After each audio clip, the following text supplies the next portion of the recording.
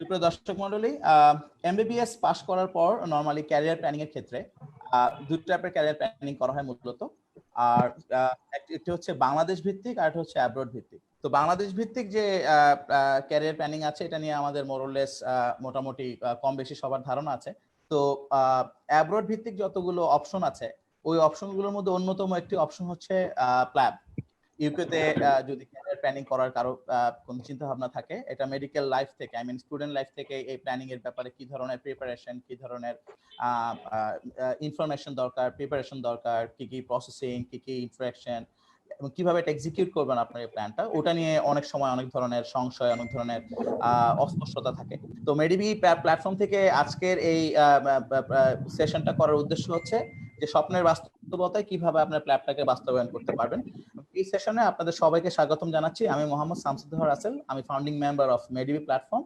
এবং আমার সাথে আজকে অতিথি হিসাবে স্পিকার হিসেবে যিনি আছেন উনি একজন অ্যামেজিং স্পিকার, এবং এই গ্রাউন্ডে ওনার এক্সপেরিয়েন্স এবং ওনার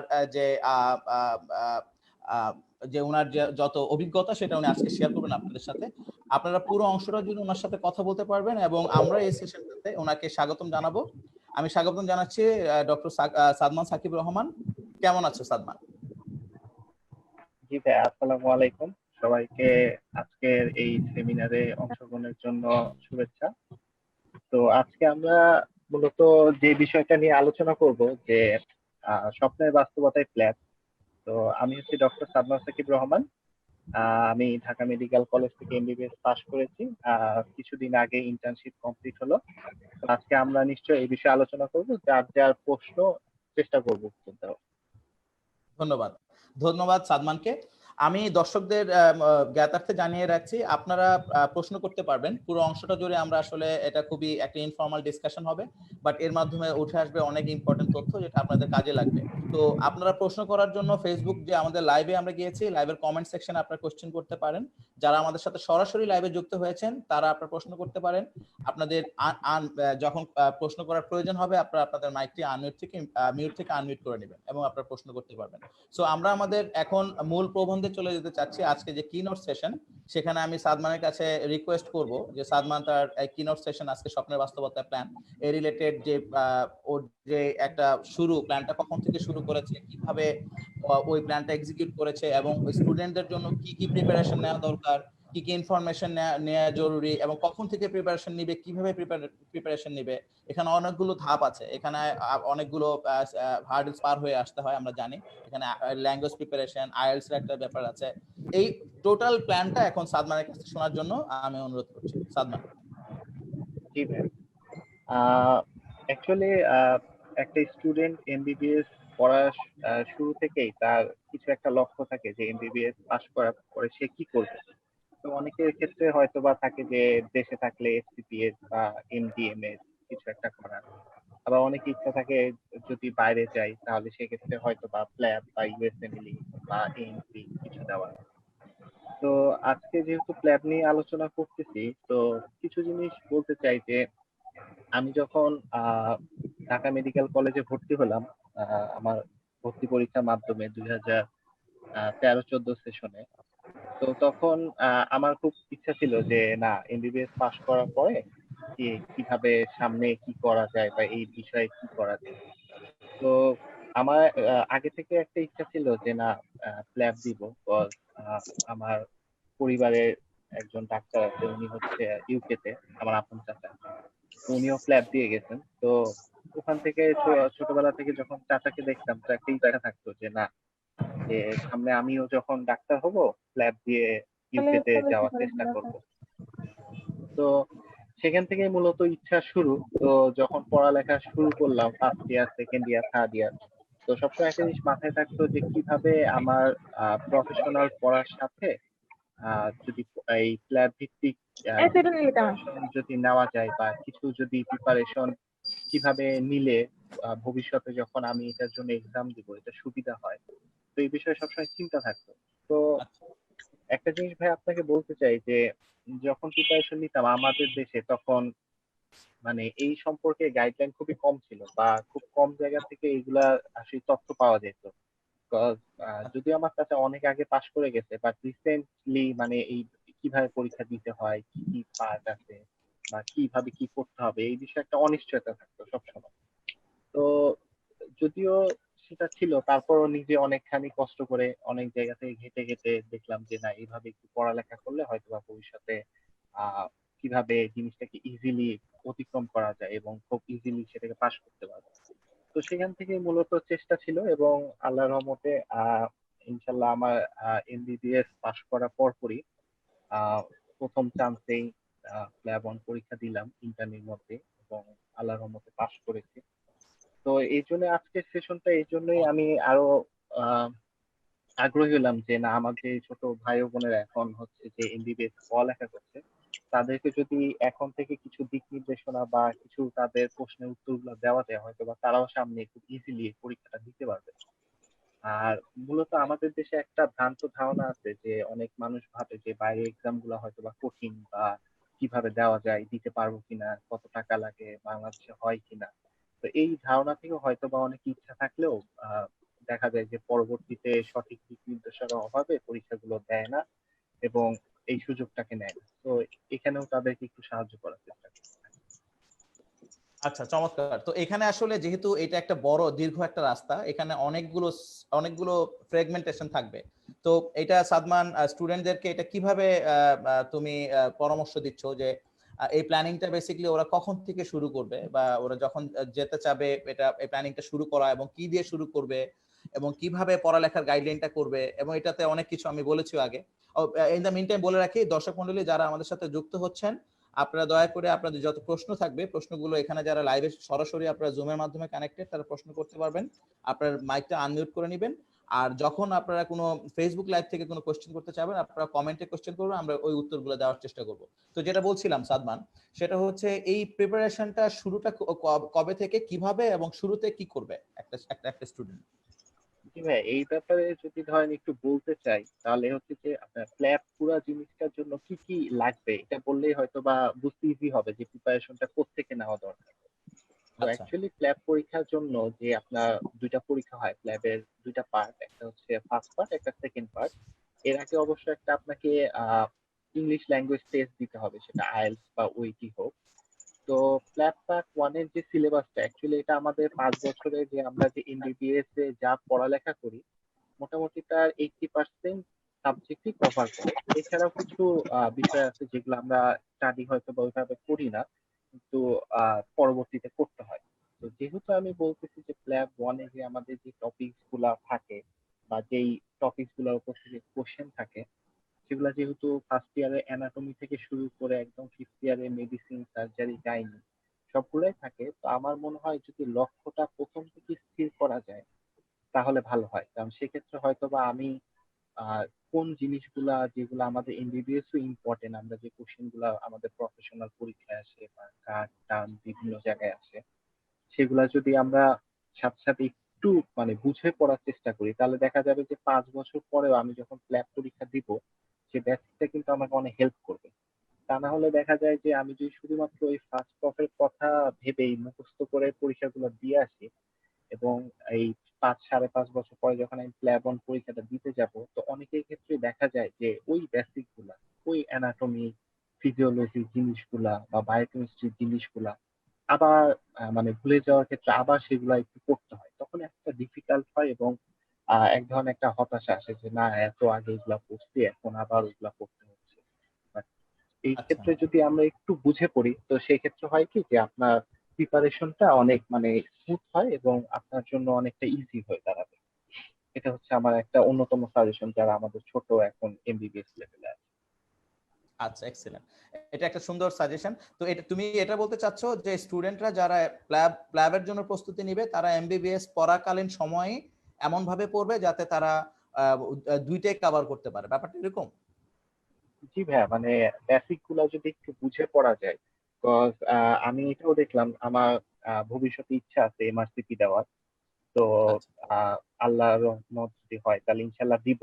তো আমি সেক্ষেত্রেও দেখলাম যে বেসিক জিনিসগুলো কিন্তু আপনার যে কোনো পরীক্ষাতেই লাগে, সেটা যদি বাংলাদেশেও কোনো পরীক্ষা হোক বা বাইরেও হোক, সবসময় সেই বেসিক জিনিসগুলো আপনার দরকার পড়বে। তো সেক্ষেত্রে আমি এই জন্যই বলবো যে ফার্স্ট ইয়ারের বা থার্ড ইয়ারের যে সাবজেক্ট প্যাথোলজি, ফার্মাকোলজি, মাইক্রোবায়োলজি, এগুলা থেকে প্রচুর প্রশ্ন আসে। তো বেসিক গুলা বোঝা থাকলে দেখা যায় যে ওই সময় খুব ইজি হয় জিনিসটা, এবং প্রিপারেশন নিজে নিতেও একটা আপনার আহ, কম সময় লাগবে এবং আপনার জন্য ইজি হবে পরীক্ষাগুলো পাশ করা। তো আমি এটাই বলবো যে আমরা যখন এমবিবিএস লেভেলে পড়ালেখা করি, আমাদের আইটেম কার্ড বা প্রফেশনাল ভিত্তিক, আমরা সাথে সাথে বেসিক জিনিসগুলো যেন একটু বুঝে পড়ি। আমরা যেন শুধুমাত্র সেটা মুখস্থ না করে জিনিসগুলো যদি একটু বুঝে পড়ি, তাহলে আমাদের ভবিষ্যতের জন্য ভালো হবে। আচ্ছা, চমৎকার। তো এই জন্য কি তোমার কোনো নোটস ছিল যখন তুমি এমবিবিএস পড়তা, অথবা নাকি এটা তুমি প্ল্যাব ওয়ান দেওয়ার সময় বা প্ল্যাব পরীক্ষা দেওয়ার সময় চিন্তা করেছো যে এটা একটা নোট প্রয়োজন, বা তখন নোট করেছো?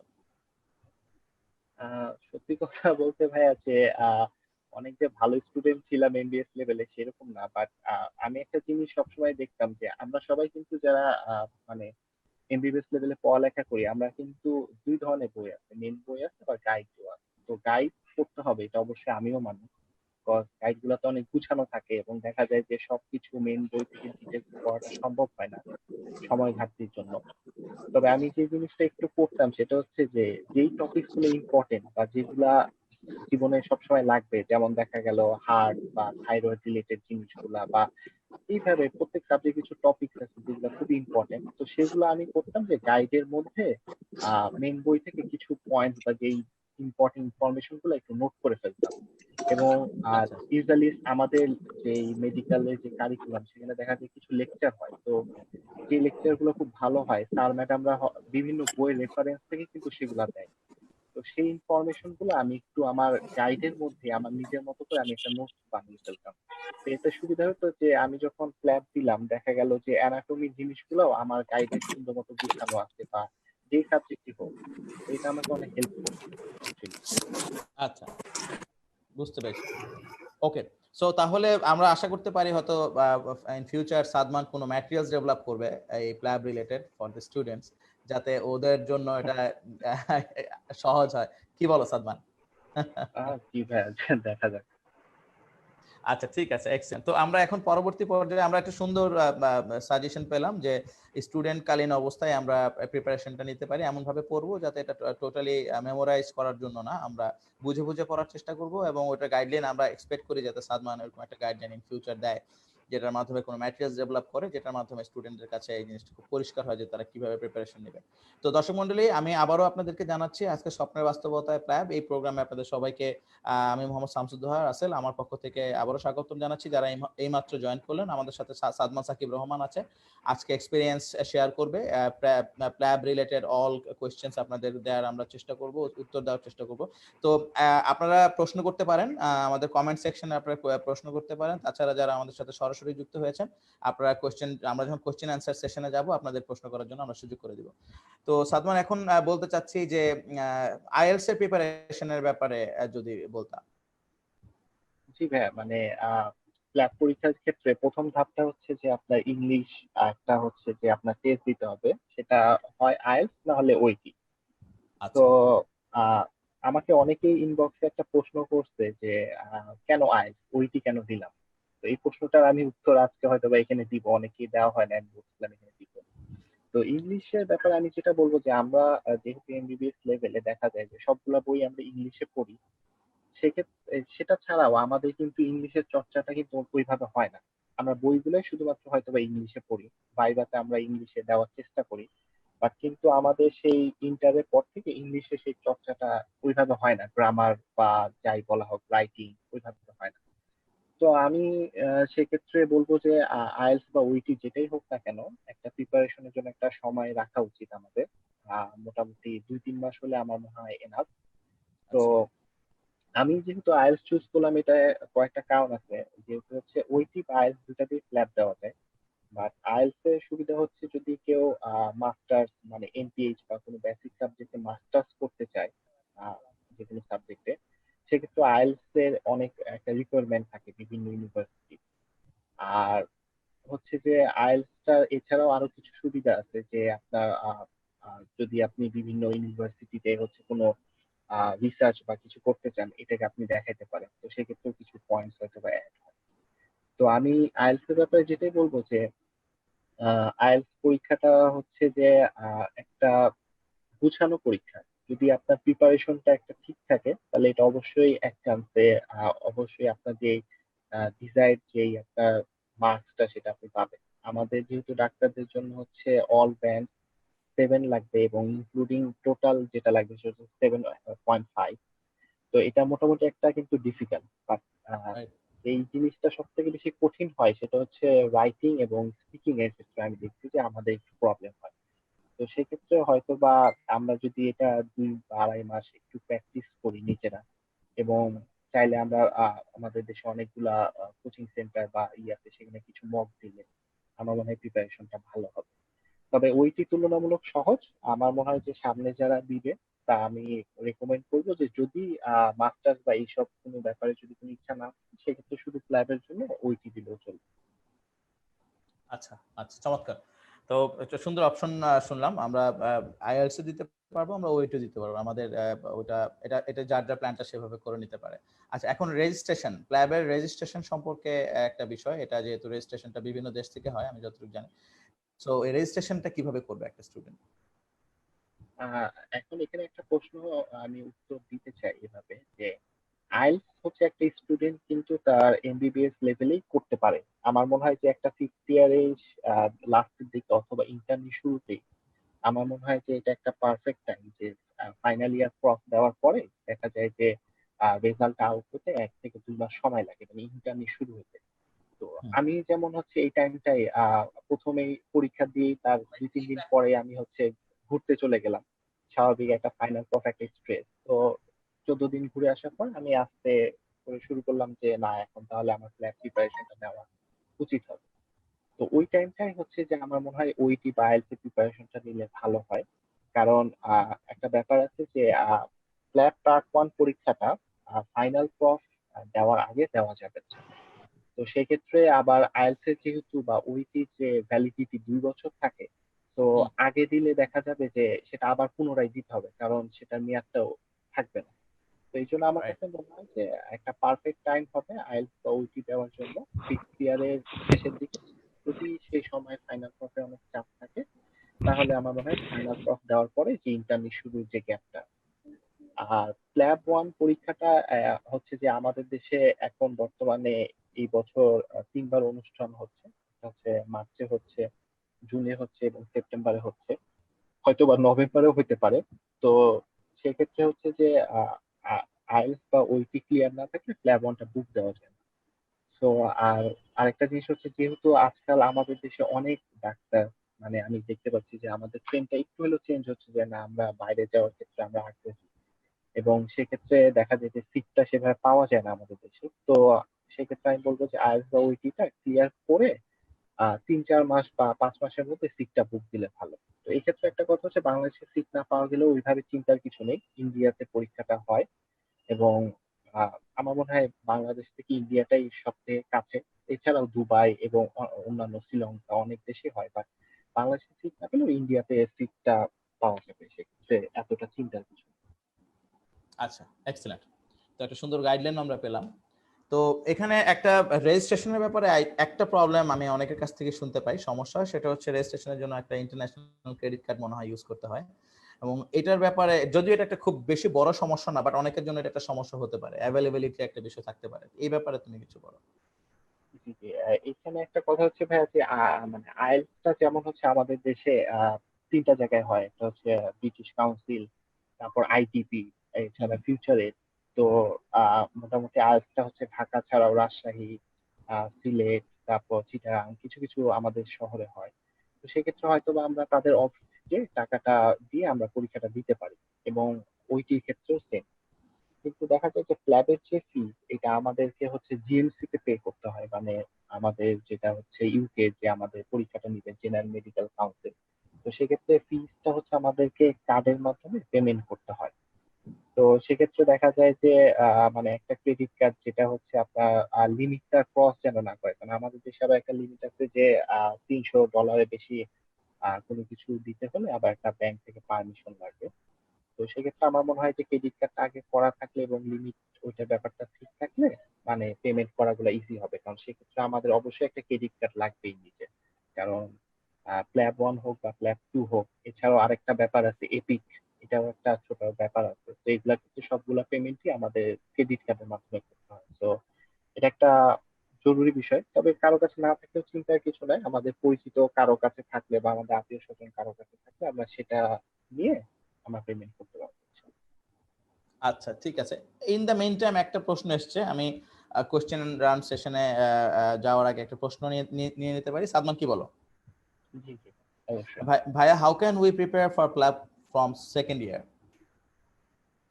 আচ্ছা আচ্ছা, সেকেন্ড ইয়ার মোস্ট প্রবাবলি মনে হয় যে বুঝাচ্ছে, মানে ফার্স্ট প্রফ দেওয়া হয়ে গেছে অথবা দিবে এরকম।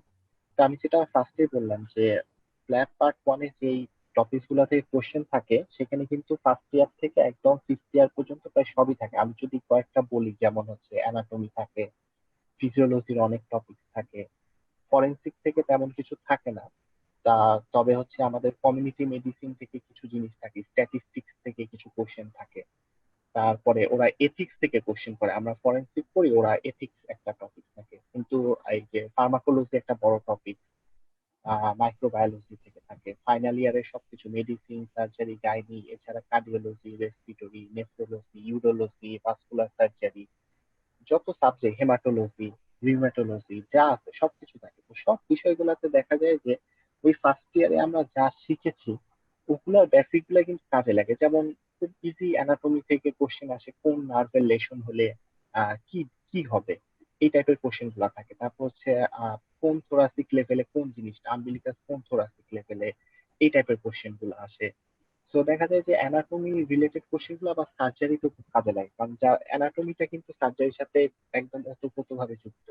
তো এই জন্যই মানে দেখা যাচ্ছে যে প্রত্যেক প্রফে আমরা যা পড়ি, সেকেন্ড প্রফটা বাদ দিয়ে, ফরেনসিক কমিউনিটিটা একটু বাদ দিয়ে, বাকি প্রফের জিনিসগুলো কিন্তু আমাদের ক্লাসে খুবই কাজে লাগবে। তো দেখা যায় যদি তোমার কনসেপ্টটা তুমি যদি ভালোভাবে পড়ো, ইম্পর্টেন্ট জিনিসগুলা, এটা তোমাকে সামনে খুব হেল্প করবে। তোমার প্ল্যাব পার্ট ওয়ান পাস করার জন্য আলাদাভাবে পড়ালেখা বা টেনশন নেওয়ার কিছুই নেই, তুমি ইজিলি পাস করতে হবে। আর আরেকটা ব্যাপার হচ্ছে যে প্ল্যাব পার্ট টুটাও অ্যাকচুয়ালি যে আলাদা পড়ালেখা করতে হয় সেটা না, আমি একটু জাস্ট বলে দিতে চাই। আমরা প্ল্যাব পার্ট ওয়ানে যা পড়বো, মানে আলটিমেটলি দেখা যাচ্ছে 5 বছর এমবিবিএস লাইফে, ওটাই হচ্ছে একটা রুগীকে আমি কিভাবে কনসাল্ট করবো বা একটা রুগী একটা রিয়েল লাইফ সিনারিতে কিভাবে হ্যান্ডেল করবো, সেটাই আমাকে দেখাইতে হয়। তো অ্যাকচুয়ালি পার্ট ওয়ানটা হচ্ছে আমার লাইক হচ্ছে ক্লিনিক্যাল নলেজটা আমি হচ্ছে এমসিকিউ পরীক্ষা দিচ্ছি, আর পার্ট টু তে হচ্ছে আমি সেটাকে রিয়েল লাইফ সিনারিওতে একটা পেশেন্টকে কিভাবে ডিল করতেছি, মানে আমার অ্যাপ্লাইটা দেখাচ্ছি। আচ্ছা, চমৎকার। একজন দর্শক মন্ডলী একটা প্রশ্ন করেছেন যে ভাইয়া ইউএসএমএল নিয়ে কিছু বলেন। আমরা এটা নিয়ে আরেকটা সেশন করব আরেকদিন ইনশাআল্লাহ, তখন ওইটা নিয়ে বিস্তারিত জি কথা জি বলা হ্যাঁ, যাবে। কি বলো সাদমান? হ্যাঁ হ্যাঁ ভাই, অবশ্যই। আচ্ছা, ওয়েল, এখন আমি একটু বলে রাখি, কেউ কেউ হয়তো বলছেন যে হয়তো নেটওয়ার্কে একটু সমস্যা আছে। আজকে একটা ঘূর্ণিঝড় হচ্ছে, আমরা জানি উপকূলীয় অঞ্চলে, হয়তো ওর জন্য বেশ কিছু এলাকায় ইন্টারনেট হয়তো ইন্টারাপ্টেড হচ্ছে, এর জন্য হয়তো কথা পরিষ্কার শুনতে পাচ্ছেন না। আমরা পরবর্তীতে আমাদের গ্রুপে থাকবে ভিডিওটা, আপনারা শুনে নেবেন এবং কোনো প্রশ্ন থাকলে করতে পারেন। আচ্ছা, এখন আমাদের জুমের সাথে যারা সরাসরি কানেক্টেড আছেন, আপনাদের কাছ থেকে কিছু প্রশ্ন নিতে চাই। এখন আমরা question and answer session open করতে চাই। আমার মনে হয় আপনারা একটু প্রশ্ন করা শুরু করতে পারেন। আপনারা যিনি প্রশ্ন করতে চান উনি আনমিউট করে আপনি প্রশ্ন করতে পারেন। হ্যালো, হ্যাঁ, শুনতে পাচ্ছি। আসসালামু আলাইকুম ভাইয়া। ওয়ালাইকুম আসসালাম, বলুন প্লিজ। আচ্ছা, সাদমান ভাইয়ের কাছে আমার প্রশ্ন ছিল যে পুরো ক্লাব জার্নিটাতে অ্যাকচুয়ালি ঠিক কত খরচ হয় আসলে অ্যামাউন্টটা? ধন্যবাদ তোমার প্রশ্নের জন্য। সাদমান, আমি আমি ধরে নিচ্ছি তুমি প্রশ্নটি শুনতে পেরেছো পরিষ্কার, রাইট? আচ্ছা, অ্যাকচুয়ালি প্লিজ। প্ল্যাব হচ্ছে একটা লং জার্নি। আমরা যদি প্ল্যাবের জার্নিটা বোঝার চেষ্টা করি, তাহলে আমি ফিসটাও ক্লিয়ার করতে পারবো বাকিদের জন্য যারা কোশ্চেন করে না তাদের জন্য। প্ল্যাবের জন্য ফার্স্ট অফ অল আমাদের যেটা লাগবে সেটা হচ্ছে যে একটা ইংলিশ টেস্ট দিতে হবে, সেটা আইএলটিএস বা ওইটি যেটাই হোক না কেন, আমি বললাম কোন টাইমটা দিলে ভালো হয়। এছাড়াও প্রত্যেকের ব্যক্তিগত একটা আহ অসুবিধা থাকে, তো সেক্ষেত্রে এটা চেঞ্জ করা যেতে পারে। তো সেটার জন্য একটা কস্ট আছে, যেমন হচ্ছে ওইটির ক্ষেত্রে 33 বা 30 থেকে 34,000 টাকা একটা অ্যামাউন্ট লাগে। আর আইএলটিএস এর ক্ষেত্রে যদি আমরা একাডেমিক দিই, সেক্ষেত্রে হয়তো বা 16,500 বা 17,500 এরকম। আর ইউকে ভিআই দিলে হচ্ছে 21,000। তো এটা একটা কস্ট হচ্ছে, যেটা আইএলটিএস বা ওইটি যেটাই আমরা দিই না কেন। এরপরে যেটা থাকে সেটা হচ্ছে যে আমাদের ক্ল্যাব ওয়ান বুকিং দিতে হবে। তো ক্ল্যাব ওয়ান বুকিং দেওয়ার ক্ষেত্রে এখন হচ্ছে 235 পাউন্ড লাগে। এক্স্যাক্টলি আমার যেটা মনে পড়ে আমি দিয়েছিলাম। তো এটা হচ্ছে মোর দেন 25 বা 26,000 টাকা একটা ব্যাপার। আর এই ক্ল্যাব ওয়ান পরীক্ষার জন্য আবার হচ্ছে কিছু রিসোর্স বা কোশ্চেন ব্যাংক আছে, যেগুলো সবাই স্টাডি করে। তো সেগুলোর জন্য 40 পাউন্ড মতো, মানে 4,000 থেকে 5,000 টাকা হয়তো বা একটা খরচ হবে। এরপরে হচ্ছে যে আমাদের একটা জিনিস করতে হয়, সেটা হচ্ছে এপিক। এটা আমি একটু বলতে চাই।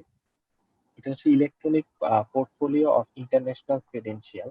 তার মানে তুমি যে ফাইনাল পাস করেছো, তোমার যে এমবিবিএস সার্টিফিকেটটা আছে, এটাকে হচ্ছে আমরা যেহেতু ক্ল্যাব নিয়ে বলতেছি, তার মানে জিএমসি মানে জেনারেল মেডিকেল কাউন্সিল, এটা আমাদের দেশে বিএমডিসির মতো হচ্ছে ইউকে যে সংস্থা, মানে ডাক্তারদের জন্য।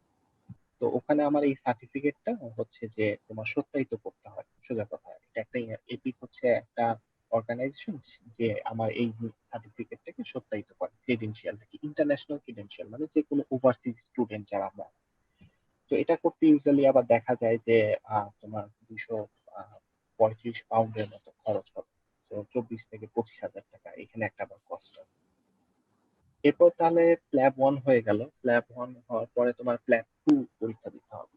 তো প্ল্যাব টু পরীক্ষার ব্যাপারে হচ্ছে, প্ল্যাব টু পরীক্ষাটা শুধুমাত্র ইউকেতে হয়, এবং এটার জন্য তোমাকে ইউকেতে যেতে হবে। তার আগে হচ্ছে পরীক্ষার ফিসটা তোমার হচ্ছে প্রায় 875 পাউন্ডের মতো, আমার যদি মনে হয়। প্রায় ধরো 95,000 টাকার মতো চলে আসবে, 95 থেকে 1 লাখ টাকা। তো এই প্ল্যাব টু পরীক্ষাটার জন্য আবার একটা একাডেমি বা কোচিং আছে। অনেকে কোচিং করে অনেক জায়গাতে। তো তোমার একটা কোচিং অ্যাটলিস্ট লাগবেই সেখানে করা, ইউকেতে। তো কোচিং গুলা 4টা কোচিং আছে, সবগুলোর ফিজই মোটামুটি মানে সেম। প্রায় তোমার হচ্ছে 550 পাউন্ডের মতো। তার মানে প্রায় 60,000 বা 65,000 টাকা। এছাড়া যেহেতু বললাম যে পরীক্ষাটা ইউকেতে হয়, প্ল্যাব টু, তো তোমাকে ইউকেতে যেতে হবে, তোমাকে কিছুদিন থাকতে হবে, কারণ তুমি কোচিং করবে, তারপর তুমি প্র্যাকটিস করে তুমি পরীক্ষাটা দিবে। সো একটা টিকিট ফেয়ার হচ্ছে, আসা যাওয়া যদি আমি করি 80,000 বা 1 লাখ।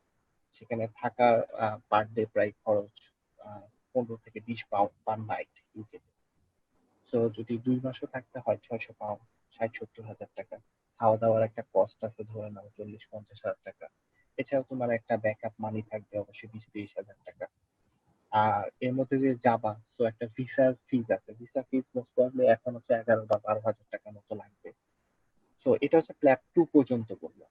তো প্ল্যাব টু পরে আবার কি হয়, তোমাকে হচ্ছে জিএমসি তে রেজিস্ট্রেশন করতে হবে, যে তুমি সব পরীক্ষা পাস করছো। যেমন আমরা এমবিবিএস পাস করার পর ইন্টার্নি করে আমরা বিএমডিসি তে রেজিস্ট্রেশন করলাম। আমিও কিছুদিন আগে এটা করলাম। আমি এখন বাংলাদেশের একদম তোমার ডক্টর, রেজিস্টার ডক্টর। তো তুমিও যখন প্ল্যাব টু পাস করবে, তোমাকে ওই প্ল্যাব টু রেজাল্ট এবং আইএলটিএস এর রেজাল্টটা ওই 2 বছরের মেয়াদের মধ্যে, বা ওইটি রেজাল্ট যে করছো ওটা 2 বছরের মেয়াদের মধ্যে থাকতে হবে। প্ল্যাব টু রেজাল্ট, আইএলটিএস বা ওইটি, সাথে ওই যে এপিকে তুমি যে ভেরিফিকেশন করেছো তোমার এমবিবিএস সার্টিফিকেট, তোমার দেশে তুমি যে মেডিকেল থেকে করো না কেন, ওইটা সহ আরেকটা হচ্ছে বিএমডিসি থেকে একটা সার্টিফিকেট লাগে। এটা নিয়ে তুমি জিএমসি তে রেজিস্ট্রেশন করবে। তো সেক্ষেত্রে আবার প্রায় আহ মোটামুটি 25 থেকে 30 হাজার টাকার মতো খরচ রেজিস্ট্রেশনটা করতে। তো আলটিমেটলি এছাড়াও ধরো যে আইএলটিএস এর প্রিপারেশনের খরচের ব্যাপার আমি বলি নাই। তো সেটা যার যার উপর ডিপেন্ড করে, যেখানে প্রিপারেশন নেয় সেটা একটা কস্ট। বাট রাফলি আমি যেটা আইডিয়া করি, বা আমি যেটা আইডিয়া নিয়ে যাচ্ছি, যে একটা প্ল্যাবের পুরোপুরি জার্নি কমপ্লিট করতে ইউজুয়ালি তোমার আহ 8 থেকে 10 লাখ টাকা আমার মনে হয় যে তোমার একটা এস্টিমেট থাকাটা বেটার হবে। বিকজ কোনো একটা পরীক্ষা যদি বাই চান্স কোনো কারণে খারাপ হয়ে যায়, তাহলে আবার সেটাকে তোমাকে আবার দিতে হবে, সেটার একটা কস্ট। ঠিক আছে, তো আই হোপফুলি আমি মনে হয় যতটুকু সম্ভব ক্লিয়ার করার চেষ্টা করছি। ধন্যবাদ সাদমান। আমার ধারণা যিনি প্রশ্ন করেছেন ওনার সঠিক উত্তর উনি পেয়েছেন। আমি ইন দ্য মিন টাইম একটা কমেন্ট সেকশন থেকে একটা প্রশ্ন নিতে চাচ্ছি। প্রশ্নটা হ্যাঁ, কে কি প্রশ্ন করছেন? আসসালামু আলাইকুম ভাইয়া, আমার একটা কোশ্চেন ছিল। আচ্ছা, ওয়ালাইকুম আসসালাম। ঠিক আছে, আপনি প্রশ্নটা নিচ্ছি, বলুন প্লিজ। হ্যাঁ হচ্ছে কি প্ল্যাব ওয়ান কিসে হচ্ছে কি আমরা অনেক মানে প্ল্যাব ওয়ান হচ্ছে কি আমরা অনেক ধরনের ম্যাটেরিয়ালস দেখি, যেমন হচ্ছে প্ল্যাবেবল, প্ল্যাবার্স, প্ল্যাব ওয়ান কিস। তো হচ্ছে কি ওইগুলোর মধ্যে হচ্ছে কি কোনটা পড়ার জন্য হচ্ছে কি সাদমান ভাই একটু যদি সাজেস্ট করে তাহলে একটু ভালো হয় কাইন্ডলি। সাদমান ভাইয়া বলেন। আচ্ছা, হ্যাঁ, প্ল্যাবে তোমার প্ল্যাব ওয়ান পার্ট ওয়ান দেওয়ার জন্য অনেকগুলা সোর্স আছে। প্ল্যাব ওয়ান কিজ আছে, তারপর মেডি রিভিশন আছে, তারপর প্ল্যাব পার্স আছে। আহ সবগুলোই মোটামুটি সেম অ্যাকচুয়ালি, ওদের জিনিসগুলো সবগুলা ম্যাটেরিয়ালস সেম, বাট প্ল্যাব অন ফিসটা অনেক আগে থেকে আছে। তো তুমি এটা, এবং ওরা হচ্ছে কনস্ট্যান্টলি আপডেট করে জিনিসগুলাকে। তো তুমি এইটা থেকে ইনফরমেশন গুলা করতে পারো। আর সাথে কোশ্চেন ব্যাংক হিসেবে প্লাবেবলটা ভালো, প্লাবেবল কোশ্চেন ব্যাংকটা তুমি সাবস্ক্রাইব করতে পারো, এবং এগুলো সবকিছু সাবস্ক্রাইব করাটাই বেটার। যদি আমাদের মিল খেতে পাওয়া যায় যে প্লাবেবলটা প্ল্যাব ডুয়েবল নামে, বাট আমি মনে করি যে ওখানে তোমার প্ল্যাবেবল করলে কি হয়, যে তুমি কোশ্চেন গুলো নিজে নিজে সলভ করতে পারো, সলভ করলে ভুল হলেও ওরা ওইটা হচ্ছে ব্যাখ্যাটা দেয়, মানে তোমার যে বর্ণনাটা দেয়, যে তুমি ভুল করলেও দেখতে পাবে বা ঠিক করলেও দেখতে পাবে, নিচে আবার তোমার সেই ব্যাখ্যাটা দেয়। তো সেই ক্ষেত্রে আমার মনে হয় যে তোমার এই সলভ করতে একটা মজারও ব্যাপার আছে। যে আমার যেমন ইন্টারভিউ সময় আমি যখন মানে ধরো যে পড়ার তো ভাবে সুযোগ পাইনি, তো ইন্টারনেটে আমার মোবাইলে প্ল্যাবেবলটা করা ছিল, তো ডিউটি মাঝখানে ধরো যে বসে আছি, রুগী আসে না, তো 1 ঘন্টায় ধরো যে আমি 100টা বা 50টা 60টা কোশ্চেন ধরো আমি সলভ করে ফেলতাম। বাট দেখা যায় যে ওই লিখে লিখে একটা বই পড়বো ওই সুযোগটা হতো না। বাট এই জন্য আমি বলবো যারা মানে এখন হয়তো বা ইন্টারনেট পড়বে সামনে, অথবা সামনের দিকে আছে, তাহলে আমি বলবো যে প্ল্যাবেবলটা তুমি সাবস্ক্রাইব করে নিতে পারো। এই কোশ্চেন ব্যাংকটা সলভ করলে তোমার অনেকটা আইডিয়া হবে। বাট এই ক্ষেত্রে একটা জিনিস আমি একটু বলে দিই, যে প্ল্যাবন কিজ বা প্ল্যাবেবল থেকে বা আগে একটা ধারণা ছিল যে 1700 কোশ্চেন, ডক্টর খালেদের পাওয়া 1700 কোশ্চেন, এটা সলভ করলেই সব কোশ্চেন কমন আসবে। এই ভ্রান্ত ধারণাটা থেকে প্লিজ বের হয়ে আসবেন। মানে এটা আমি পরীক্ষা দিয়ে, আমি পরীক্ষার আগেও জানতাম, তো আমার এটার উপর কোনো বিশ্বাস ছিল না। আর যারা বিশ্বাস এখনো রাখেন, আমি বলবো এটা ভেঙে ফেলেন, কারণ ল্যাব এখন অনেক আপডেটেড হচ্ছে, অনেক আপডেটেড হয়ে গেছে, এবং এটা একটি স্ট্যান্ডার্ড পরীক্ষায় পরিণত হয়েছে। তো প্ল্যাবেবল বা প্ল্যাব অন কি সলভ করলে আশা করা যায় যে 60 থেকে 70% কোশ্চেন ওই প্যাটার্নে ওই টপিকস গুলোর উপর আসবে, বা হুবহু কোশ্চেন আসবে বা 100% আসবে, এই ভ্রান্ত ধারণা। আর বাকি যে 20 থেকে 30% ওইটাই যা তোমার বেসিক, এবং তুমি যা পড়ছো ফার্স্ট ইয়ার থেকে, ওটা তোমাকে হেল্প করবে ওগুলো answer করার। ধন্যবাদ সাদমান তোমার প্রশ্নের উত্তর দেওয়ার জন্য। আচ্ছা, আমরা পরবর্তী একটা প্রশ্ন নিব। এর আগে আমি যেটা বললাম যে কমেন্ট সেকশনে যিনি প্রশ্ন করেছিলেন ওটার উত্তরটা অলরেডি আমরা পেয়ে গেছি গত প্রশ্নের মাধ্যমে। তো নতুন কেউ প্রশ্ন করুন প্লিজ।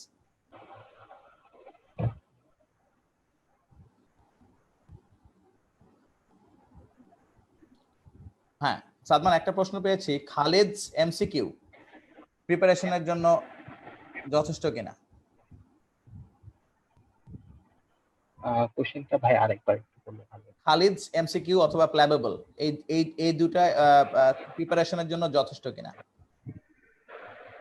খালেদের যদি 1700 কথা বলে, মানে 1700টা যে প্রশ্ন আছে, এটা প্রিপারেশনের জন্য কোনোভাবেই স্যাটিসফ্যাক্টরি না। আমি বলবো যে এটা কন্ট্রিবিউট করে 10 থেকে 20%। এটা অনেক ব্যাকডেটেড, এবং আহ, আমি মনে করি এটার উপর রিলাই করাটা একদমই মানে বোকামি হবে। বাট হ্যাঁ, তুমি কোশ্চেন গুলো সলভ করে তোমার প্রস্তুতিটাকে ঝালাই করতে পারো, এবং তুমি ওখান থেকে দেখবা যে তোমার কনসেপশন গুলা ক্লিয়ার হবে। বাট ওইটা তোমার প্রস্তুতির ক্ষেত্রে একটা অংশ।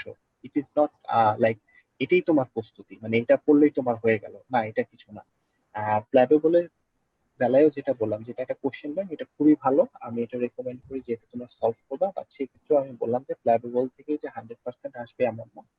ওদের যে টপিক বা ওরা যে কোশ্চেন গুলা থেকে যে এক্সপ্লেনেশন দেয়, এক্সপ্লেনেশন সহ করা উচিত, এবং সেটা করলে আশা করা যায় যে 60 থেকে 70% কোশ্চেন সেখান থেকে আসে, মানে সেই টপিক গুলো রিলেটেড থেকে আসে। So plabable is much better than হচ্ছে যে তোমার খালি। আচ্ছা, এক্সিলেন্ট। আমরা পরবর্তী প্রশ্ন নিব। কেউ প্রশ্ন করতে পারেন।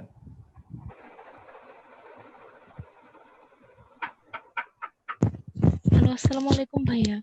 ওয়ালাইকুম আসসালাম, বলুন প্লিজ। ভালো আছেন আপনি? জি ভাইয়া, আলহামদুলিল্লাহ ভালো। ভাইয়া, আমি জিএমসি অ্যাকাউন্টটা খোলা নিয়ে একটু জানতে চাচ্ছিলাম। সাদমান শুনতে পাচ্ছ? জি ভাইয়া, কোশ্চেনটা আরেকবার করলে একটু ভালো হতো। হ্যাঁ, প্রশ্নটা প্লিজ আরেকবার করো আপু। ভাইয়া জিএমসি অ্যাকাউন্ট ওপেনিংটা নিয়ে আমি একটু জানতে চাচ্ছিলাম। সাদমান, ওনার প্রশ্ন হচ্ছে জিএমসি অ্যাকাউন্ট ওপেনিংটা সম্পর্কে উনি জানতে চাচ্ছেন। আচ্ছা আচ্ছা, জিএমসি অ্যাকাউন্ট আপু হচ্ছে তুমি খুব ইজিলি ওপেন করতে পারবা। এটা অ্যাকাউন্টটা ওপেন করার জন্য যে তোমার হচ্ছে যে অনেক কিছু লাগবে সেরকম না। অ্যাকাউন্টটা তুমি যে জিএমসি তে গেলে ওপেন অ্যাকাউন্ট করার জন্য যে ইনফরমেশন গুলো লাগে সেগুলো তোমাকে দিতে হবে। তোমার যে নাম, তোমার ফাদার্স নাম, তোমার পার্মানেন্ট অ্যাড্রেস, তোমার মেডিকেল কলেজ, এই ইনফরমেশন গুলা দিলে তুমি সেই অ্যাকাউন্ট ওপেন করতে পারবা, এবং ওরা হচ্ছে এরপরে তোমাকে অ্যাকাউন্টটা ওপেনের পারমিশন দিবে। তো মাঝে মধ্যে একটু সমস্যা হয়, তো সেক্ষেত্রে ওরা যে জিএমসি অ্যাকাউন্ট, ওদের একটা নাম্বার বা একটা ইমেল অ্যাড্রেস দেওয়া আছে। তো তুমি যদি ওই ইমেল অ্যাড্রেসে বা ওদের কল করো, তাহলে ওরা তোমার অ্যাকাউন্টটা আবার হচ্ছে ওপেন করে দেয়। মানে ফার্স্ট একটু ব্লক করে রাখে, তুমি জাস্ট কনফার্ম করার জন্য হয়তো বা। তো তুমি যদি তোমার নাম্বার থেকে ওদেরকে কল করো বা তুমি ইমেল করো, সেক্ষেত্রে ওপেন করতে মানে ওপেন করে দেয়। আর জিএমসি অ্যাকাউন্টটা আমি যেটা বলবো যে অবশ্যই তোমার মানে প্ল্যাব, মানে যখন তুমি প্রিপারেশনটা শুরু করবা, মানে আইএলটিএস বা ওইটি শুরু করবা, তখন তুমি ওপেন করতে পারো। বাট সেক্ষেত্রে আমি বললাম যে আইএলটিএস বা ওইটি তোমার ক্লিয়ার না থাকলে জিএমসি অ্যাকাউন্ট থেকে তুমি প্ল্যাব ওয়ান বুক দিতে পারবা না। তো অ্যাকাউন্টটা যে আগে খুলে অনেক লাভ হবে সেটাও না। জি, আচ্ছা, থ্যাংক ইউ ভাইয়া। Welcome, you welcome. ওকে, একটা কোশ্চেন পেয়েছি কমেন্ট সেকশন থেকে, সেটা হচ্ছে what are the benefits of PLAB ভাইয়া, please answer. Is it easy to get job after PLAB 2? Benefits actually benefit বলে কিছু নাই। তোমার লাইফে তোমার ক্যারিয়ারটা তুমি কোন দিকে আগাইতে চাও, এটা হচ্ছে একটা বড় ব্যাপার। তো আমরা তুলনামূলক এভাবে দেখতে পারি যে কেন প্ল্যান, মানে কেন দেশে ক্যারিয়ার করলাম, এটা অ্যাকচুয়ালি যার যার অন পারসেপশন থাকতে পারে। বাট আমার কাছে যেমন মনে হয় যে না, মানে আমার চিন্তা ভাবনা এইভাবে যে প্ল্যাব দেওয়ার পরে হয়তো বা আমার জন্য সেখানে একটা বেটার লাইফ বা বেটার এনভায়রনমেন্ট ফর ওয়ার্কিং, ঠিক আছে, মোর দেন ইন আওয়ার কান্ট্রি। সো এটা আমাকে ইন্সপায়ার করে।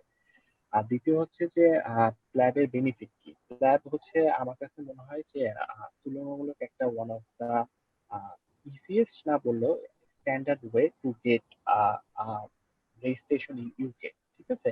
দেখা যায় যে এমআরসিপি করতে একটা টাইমের প্রয়োজন হয়, 3-4 বছর, এবং পরীক্ষাটা তুলনামূলক এর থেকে একটু ডিফিকাল্ট। বাট যারা এখন আমরা নতুন, আমরা এমবিবিএস এ পড়ালেখা করতেছি বা যারা মাত্র পাশ করে বের হলাম, তাদের জন্য খুব ইজিলি প্ল্যাব পাস করাটা মানে ইজি তুলনামূলক। তো সেক্ষেত্রে তুমি প্ল্যাব পাস করার পরে জবের ক্ষেত্রে তুমি কোশ্চেন করছো জব কিরকম পাওয়া যায়। হ্যাঁ, ইউকেতে জবের প্রচুর তোমার ভ্যাকেন্সি আছে। সেক্ষেত্রে হচ্ছে যে তোমার ল্যাবটি পাস করার পরে তোমার হচ্ছে যে এনএইচএস ওয়েবসাইটে তোমার হচ্ছে প্রোফাইল ক্রিয়েট করতে হয়, এবং তুমি বিভিন্ন জবের জন্য অ্যাপ্লাই করবে। ইউজুয়ালি দেখা যায় অ্যারাউন্ড 2 to 3 মান্থস এর মধ্যে জব পাওয়ার সম্ভাবনা খুবই ভালো। এবং আরেকটা ব্যাপার হচ্ছে যে কেন প্ল্যাব। তো এটা অন্যভাবে না নিলেও যে প্ল্যাব করার মাধ্যমে তুমি যখন অ্যাজ আ জুনিয়র ডক্টর তোমার ক্যারিয়ারটি স্টার্ট করবা, তোমার আর্নিংটাও মোটামুটি ভালো। তো সবকিছু বিবেচনা করে আমার মনে হয় যে আমরা যারা বাইরে ক্যারিয়ার করতে আগ্রহী বা আমরা যারা প্যাশনেট একটু, আমরা প্ল্যাব নিয়ে চিন্তা করতে পারি। ধন্যবাদ সাদমান তোমার চমৎকার উত্তরের জন্য। আমি আরেকটা প্রশ্ন পেয়েছি, সেটা হচ্ছে ভাইয়া 2022-এর দিকে প্ল্যাব ইউকেএমএলই দিয়ে রিপ্লেসড হবে, এটা শুনেছিলাম। তখন কি প্ল্যাব আর ইউকেএমএলই এর প্রসেসটা একই থাকবে? আচ্ছা, অ্যাকচুয়ালি ইউকেএমএল এ যেটা করবে এটা হচ্ছে ইউনাইটেড কিংডম মেডিকেল তোমার হচ্ছে লাইসেন্সিং অ্যাসেসমেন্ট এক্সাম। তো এটা হচ্ছে ইউএসএমএল এর মতো ওরা করতে চাচ্ছে। তো এটা 2023 সাল থেকে হবে, 22 না, 23 সাল থেকে ওরা বলছে এটা ইমপ্লিমেন্টেশন করবে।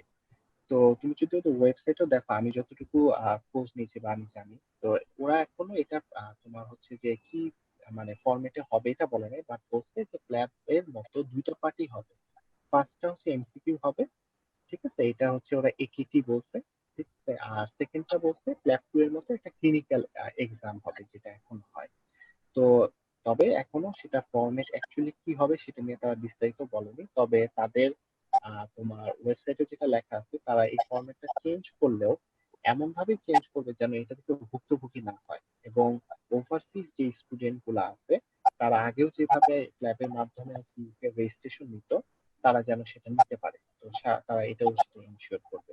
তো আমার মনে হয় যে যারা 2000 হয়তো বা 22-23-এর দিকে পরীক্ষা দেবে, এটাকে মানে অনেকের মনে প্রশ্ন থাকতে পারে যে কি চেঞ্জ হয়ে যাবে না কি হবে না। আমার মনে হয় এটা নিয়ে চিন্তা করার কিছু নাই। এটা হচ্ছে মানে আমাদের যেমন শিক্ষা ব্যবস্থায় কিছুদিন পর পর কিছুটা মানে আপগ্রেডেশন আসে বা কিছুটা পরিবর্তন আসে, হয়তো বা সামান্য একটু পরিবর্তন আসবে, বাট আমার মনে হয় যে এটা তেমন কোনো একটা তোমার আহ, তোমার প্রিপারেশন বা তোমার এই পরীক্ষার ব্যাপারে আমার মনে হয় না কোনো পার্থক্য ফেলবে।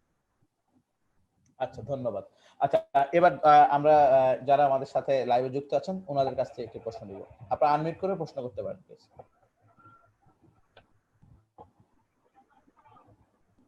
অনেকগুলো প্রশ্নের উত্তর অলরেডি কভার হয়ে গেছে, তারপরে যদি আপনার কোনো প্রশ্ন থাকে প্রশ্ন করতে পারেন। আচ্ছা, সাদমান, আমার একটা প্রশ্ন আছে, সেটা হচ্ছে প্ল্যাব 1 পাস করার পরে প্ল্যাব 2 জন্য প্রিপারেশন নিতে মিনিমাম কত মাস সময় লাগে? হ্যাঁ, এখন তো ধরেন আমি নিজেও প্ল্যাব টু প্রিপারেশন নিচ্ছি, মানে শুরু করলাম। তো আমার মনে হয় প্ল্যাব ওয়ান এর পরে প্ল্যাব টুটা, যেহেতু আমি বলছিলাম যে এটা হচ্ছে পুরোপুরি আপনার ক্লিনিক্যাল একটা এক্সাম, অফকি বলে। তো এক্সামটাতে পুরা আপনার হচ্ছে যে একটা মানে ডে টু ডে সেটিং এ আমি একটা পেশেন্টকে কিভাবে হ্যান্ডেল করব। তো স্টেশন থাকে 8 মিনিটের করে স্টেশন অ্যাকচুয়ালি। তো আচ্ছা, দেখা যায় পুরো কনসালটেশনটা আমাকে ইংলিশে করতে হবে। তো আমরা যেহেতু মানে ছোটবেলা থেকে আমরা একটা বাংলা পরিবেশে বড় হয়েছি, যদিও আমরা পড়ালেখাটা ইংলিশে করি, কিন্তু আমরা পেশেন্ট ডিল কিন্তু সবসময় বাংলায় করছি। কারণ আমাদের পেশেন্টের সাথে আমাদের কিন্তু কথা বলা বা কমিউনিকেশন সবকিছু বাংলায়। তো সেক্ষেত্রে একটা পরিবর্তন আনতে হয়, এবং এছাড়া একটা ব্যাপার হচ্ছে যে ওদের যে হিস্ট্রি নেওয়ার আহ উপায়গুলা বা ওদের যে ম্যানেজমেন্ট গুলা, দেখা যায় যে আমরা যেই প্রোটোকল ফলো করি ওদের হচ্ছে এনএচএস প্রোটোকল ফলো করতে হয়। তো সেক্ষেত্রে আমার মনে হয় যে আহ 4 থেকে 5 মাস প্রিপারেশন নিলে, মানে একাডেমি সহ ইউকেতে যে কোচিংটা করবে, কোচিংটা ইউজুয়ালি 14 দিনের হয়। তো আমার মনে হয় যে 4 থেকে 5 মাসের প্রিপারেশনটা নিলে আমাদের এক চান্সে পাস করার সম্ভাবনাটা ভালো।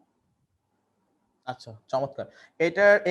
এখন যে প্রশ্নটা করছি সেই প্রশ্নটার উত্তর অলরেডি আমরা আংশিক পেয়েছি। ভাইয়া, প্ল্যাবের বেনিফিটস গুলো একটু জানতে চাচ্ছিলাম। তো একটা উত্তর অলরেডি তুমি দিয়েছো কোনো একটা প্রশ্নে, বাট একটু যদি সংক্ষেপে যদি এটার উত্তরটা আরেকবার দেওয়া যেত, মানে বেনিফিটস গুলো কি কি আসলে? আহ, এখন বেনিফিট বললে অ্যাকচুয়ালি মানে তুলনা করলে বেনিফিটটা বলা ইজি হয়, মানে কার তুলনায় কার বেনিফিট। ল্যাবে দেওয়ার বেনিফিট হচ্ছে তুমি ইউকে রেজিস্টার ডক্টর হবে, এটাই তো অনেক বড় একটা ব্যাপার যে না আমি বাংলাদেশ থেকে পড়ালেখা করে আমি ইউকের একজন রেজিস্টার ডক্টর। তোমার একটা মোটামুটি গুড একটা স্যালারি থাকবে, তোমার লাইফস্টাইল ভালো, তুমি সুন্দর মতো প্র্যাকটিস করতে পারবা, ঠিক আছে।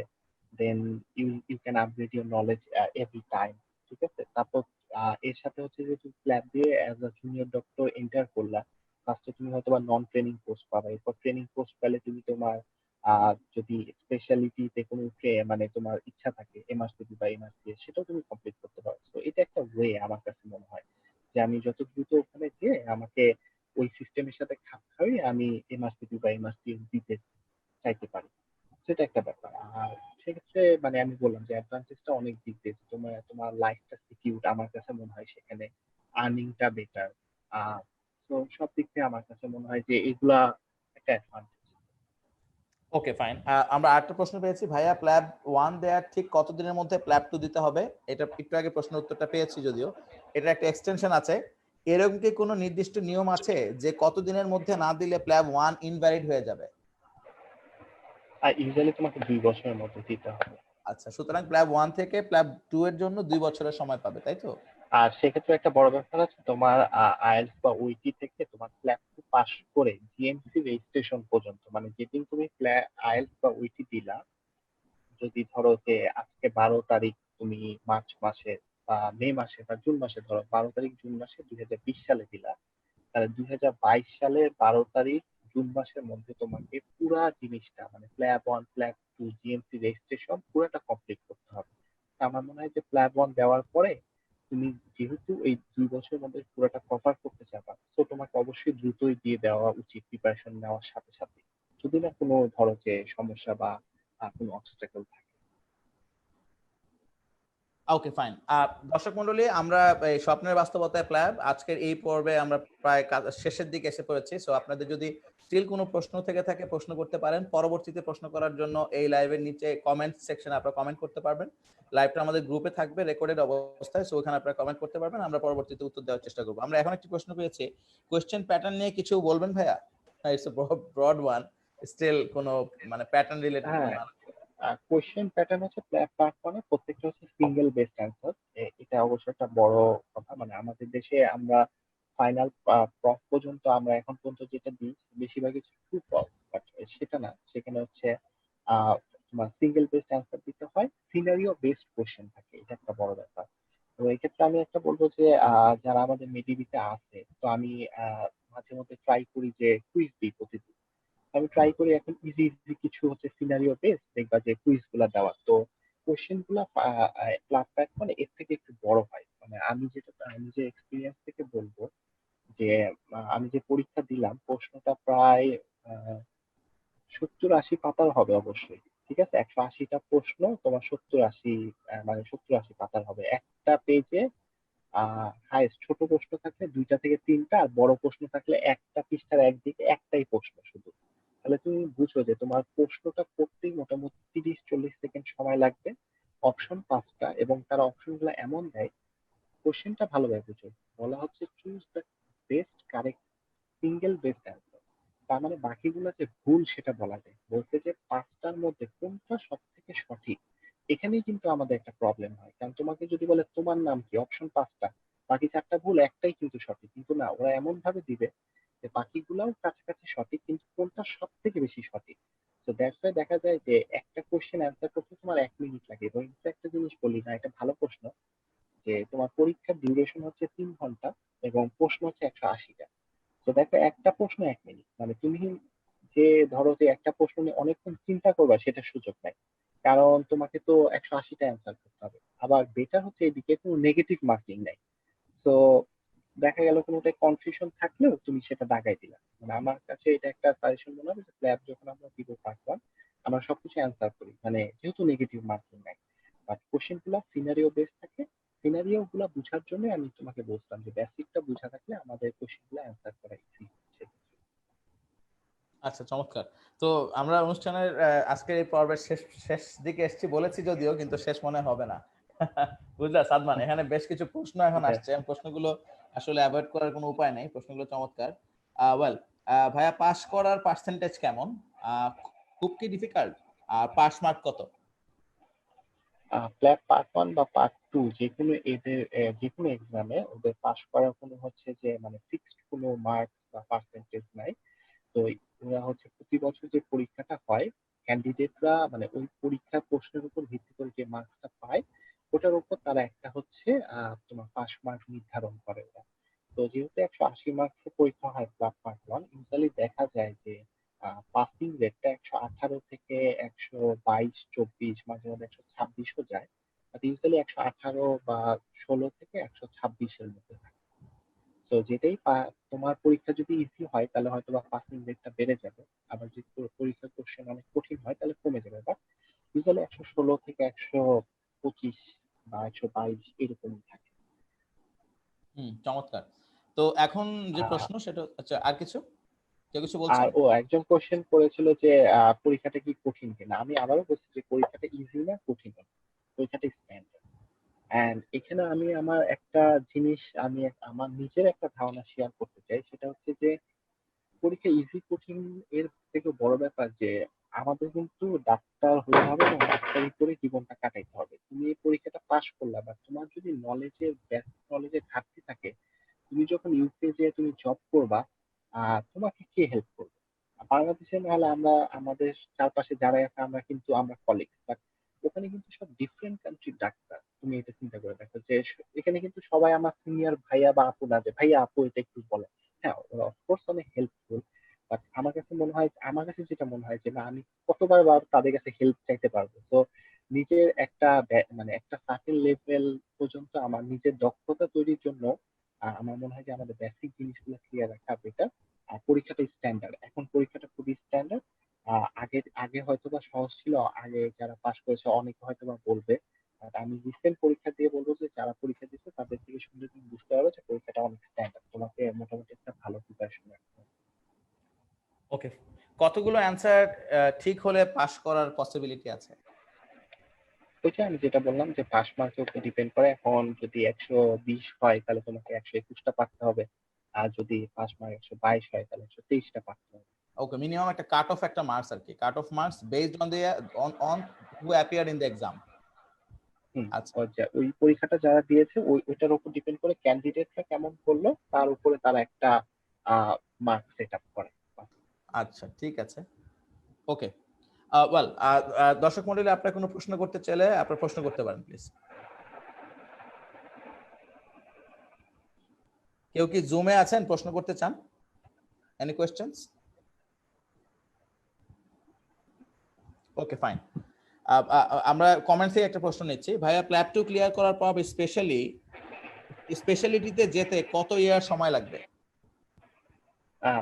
আমি যতটুকু জানি অ্যাকচুয়ালি যে প্ল্যাব 2 পাস করার পর ফার্স্টে তোমার জবটা হয়তো বা নন ট্রেনিং পোস্টে হতে পারে। এরপর তুমি ট্রেনিং পোস্টে ঢুকলে তোমার ধরো মেডিসিনের ক্ষেত্রে আইএনটি ইয়ার 1, আইএনটি ইয়ার 2, আইএনটি ইয়ার 3 আছে, 3টা বছর আছে তোমার। এগুলো আছে কোর ট্রেনিং বলে ওরা, 3 বছর। এর মধ্যে তোমার এমআরসিপিটা কমপ্লিট করে ফেললে এরপর তুমি স্পেশালিস্ট ট্রেনিং এ যাবা, ওটা হচ্ছে ST4, ST5, ST6, ST7, ST8 করলে তুমি কনসালটেন্ট হয়ে যেতে পারবে। আবার কেউ যদি জিপি হতে চায় তো তার জন্য আবার ট্রেনিং ইয়ারটা বা তাদের পরীক্ষাটা ডিফারেন্ট। তো তুমি ট্রেনিং স্পেশালিতে যাওয়ার জন্য তোমাকে অবশ্যই এমআরসিপি বা এমআরসিএস করতে হবে। আর তোমার ওই পোস্টটা পেতে কত সময় লাগবে এটা যদি বলো তো আমি বলবো যে এটা ডিপেন্ড করে তোমার পোস্ট ভ্যাকেন্সির উপর এবং তুমি ইউকের কোন হসপিটালে অ্যাপ্লাই করতেছো এটার উপর, ঠিক আছে? বাট স্পেশালিটি ট্রেনিং তোমার এমআরসিপি বা এমআরসিএস পাস করার পর ইউজুয়ালি 5 বছরের। আচ্ছা ঠিক আছে। আচ্ছা ভাইয়া, আইএলটিএস প্রিপারেশনের জন্য কি কোনো কোচিং করেছিলেন নাকি নিজে নিজে বাসায় পড়েছিলেন? আচ্ছা, আইএলটিএস এর কোচিং এর ব্যাপারে বলতে যে বাংলাদেশে অনেকগুলো আইএলটিএস এর কোচিং আছে, অনেকগুলাই। তো আমি আমি যখন ফার্স্ট প্রিপারেশন নিয়ে আমি কোর্স নিলাম, তো দেখা গেল যে মানে আমার ডে টু ডে লাইফটা যেরকম, তো আমার জন্য একটা ফিক্স টাইম ম্যানেজ করা কোচিং এর জন্য খুবই ডিফিকাল্ট। তো পরে আমি আমার যে সিনিয়র ভাইয়া আছে যারা হচ্ছে এখন ল্যাব দিয়ে ইউকেতে জব করতেছে, আমার অনেক পরিচিত ভাইয়া, তো এক ভাইয়ের কাছ থেকে সাজেশন নিলাম। ভাইয়া বললো যে কেমব্রিজের যে বইগুলো আছে এইগুলা ফার্স্ট প্র্যাকটিস করার জন্য। তো আমি কেমব্রিজের বইগুলা মিলসের থেকে নিলাম, তোমরা মিলসের থেকে কিনে নিতে পারো। তো ওগুলা নিয়ে আমি হচ্ছে ফার্স্টে লিসনিং, তারপর হচ্ছে রিডিংটা তোমার হচ্ছে করতে থাকলাম, কারণ এই দুটা বই থেকে ইজিলি করা যায়। লিসনিং এবং শুনলাম এবং দেখলাম এবং বই শেষে অ্যান্সারও দেওয়া থাকে। তো আমি একটা পরীক্ষা দিতাম টাইম ধরে, তারপর মিলাইতাম, তো দেখলাম কেমন হয় এবং গ্রেডিংটাও তুমি বুঝে যেতে পারবে যে তুমি কত পাচ্ছ লিসনিং। তো আমি দেখলাম যে না, ভালোই হচ্ছে, লিসেনিং আমার খুবই ভালো হচ্ছে, 8 পাচ্ছি বা 8.5-এর মতো আসতেছে।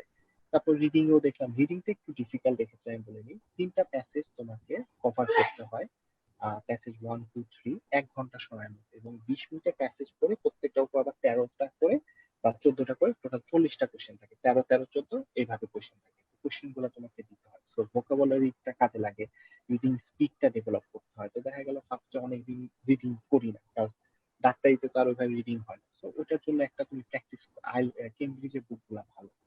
এখন হচ্ছে স্পিকিং আর হচ্ছে রাইটিং এর বেলা। এখন স্পিকিং ধরো যে তুমি বিভিন্ন আইএলটিএস লিস্ট বা আইএলটিএস পার্টি আছে কিছু, তোমার হচ্ছে ইউটিউবের চ্যানেল আছে এবং ওয়েবসাইট আছে, তুমি সেখানে স্পিকিং এর কোশ্চেন গুলা পেতে পারো। বা স্পিকিং করার জন্য তোমার একটা পার্টনার লাগবে বা যে তোমাকে ইভালুয়েট করবে যে what are you speaking is correct or not.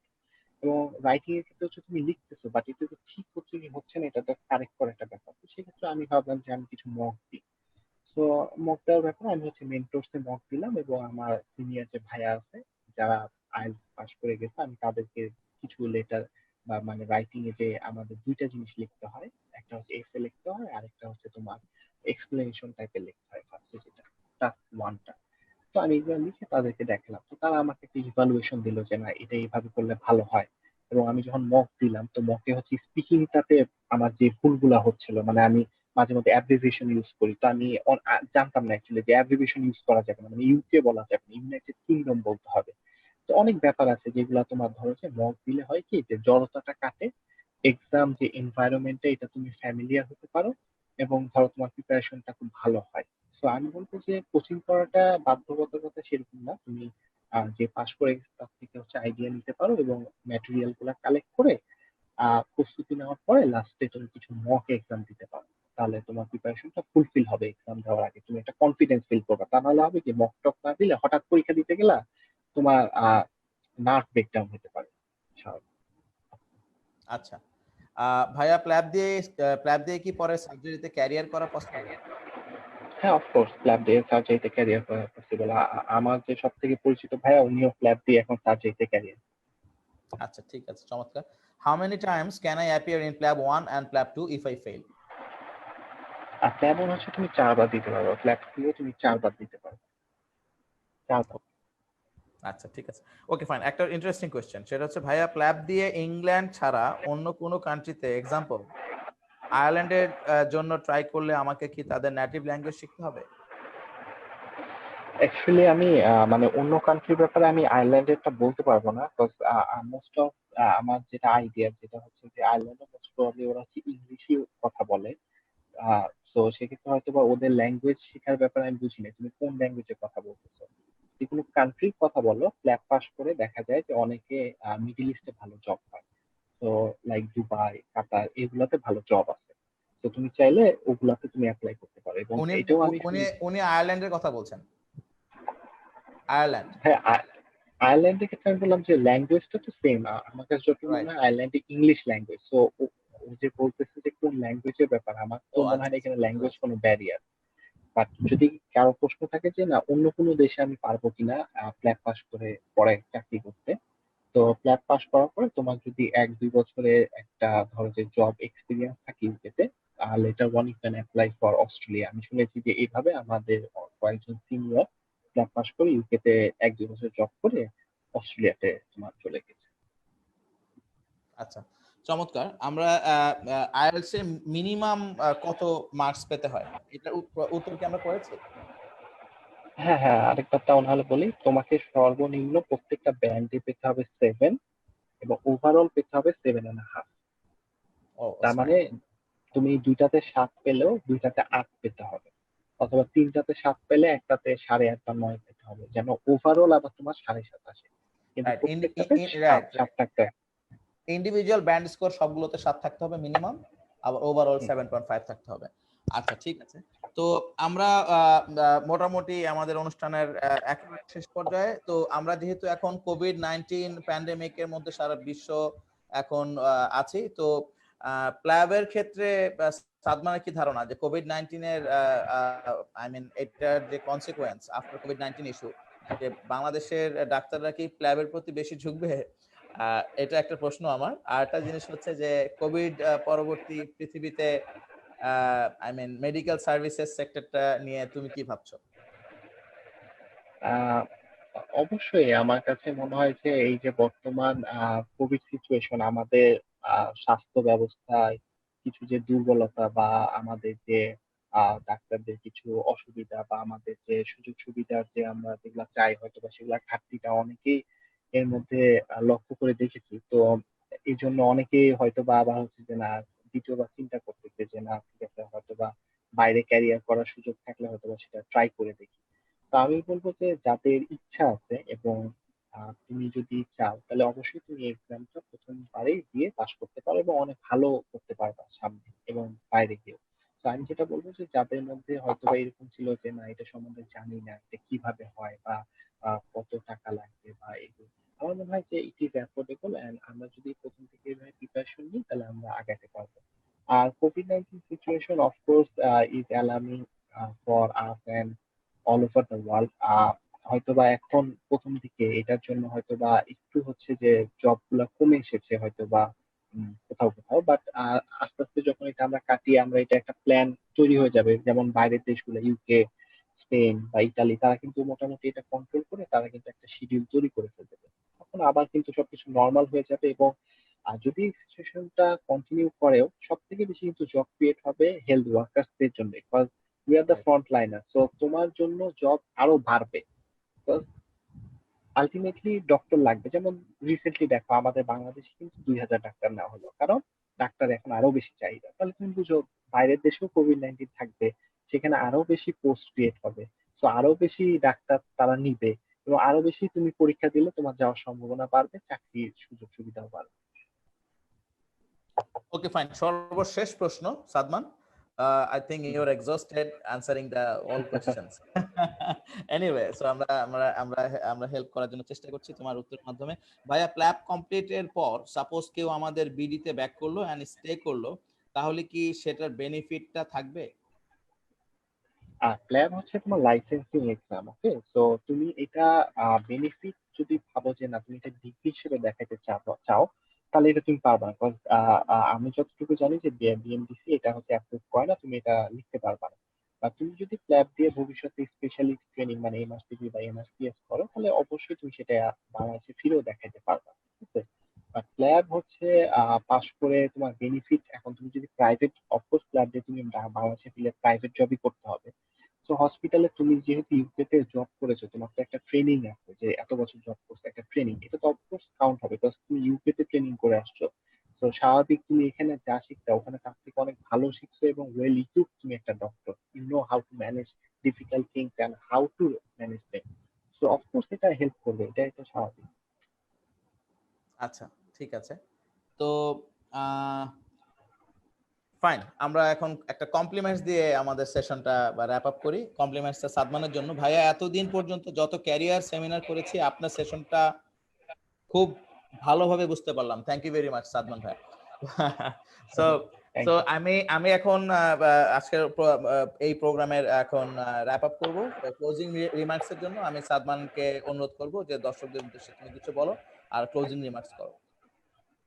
হ্যাঁ, জি ভাই। হ্যাঁ, আমি লাস্ট জাস্ট দুইটা কথাই বলবো যে আমার কাছে যেটা মনে হয় যে আমাদের দেশে সঠিক দিক নির্দেশনা এবং হচ্ছে যে মানে কি করতে হবে এটা অনেকে হয়তো বুঝে না।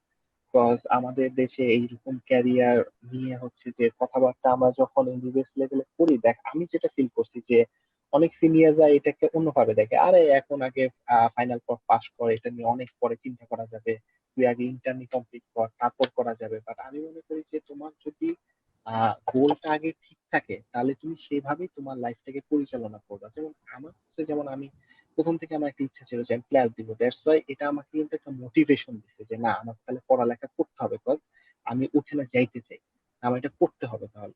সো আমার মনে হয় যে এই মোটিভেশনটা আগে থেকে থাকাটা বেটার।